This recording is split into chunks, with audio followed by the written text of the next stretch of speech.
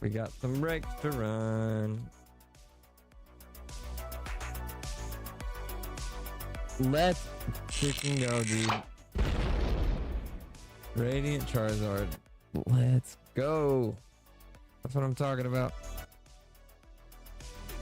Now, this is not exclusive because I don't think it had the Niantic stamp on it.